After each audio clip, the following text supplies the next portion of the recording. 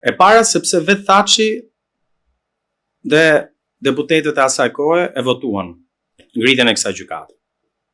Albini nuk e votoi. Unë nuk po mbroj Albinin, s'kam lidhje fare me Albinin, njifem, por nuk është se jam një simpatizant i madh. Respektoj faktin që ai arrin me guxim të fitojë zgjedhje, maksimalisht. Nga ana tjetër ka një interes politik të brendshëm. Pse? Shumica e kosovarëve nuk i shohin me shumë dashuri komandantët e UÇK-s që janë në Hag.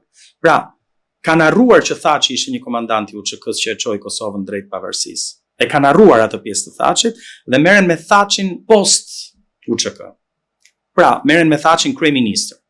Merren me faktin që këta njerëz kanë qenë në pushtet, kanë marrë pjesë dhe kanë pas kontroll mbi tendera, ka akuza për korrupsion, për vetësim të shumave marramendase të parave, dhe për shkak të identifikimi, le të themi, kombëtar në kokën e elektoratit kosovar, duke identifikuar këto figura politike me korrupsionin, dhe sigurisht këtu hyn pastaj edhe ai konflikti, kompleksi i inferioritetit alla shqiptar që sa mirë ja bën, sepse ky ka vjedhur, hajde le të shkojë atje në Hag, le të akuzojnë për çfarë duan, por mjafton që të na e heqin neve.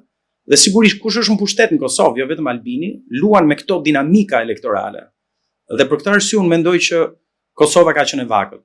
Por mendoj që ka ardhur koha që këta komandant të dalin nga Haga, të kthehen në Kosovë dhe pastaj nëse ka akuza ndaj individëve të caktuar për akte të caktuara gjatë kohës që ata kanë qenë në vendimarrje politike në institucionet e Kosovës, le të gjykohen në Prishtinë, siç po gjykohen sot nga GKK-ja apo hetohen nga Spaku, eksponent politik shqiptar.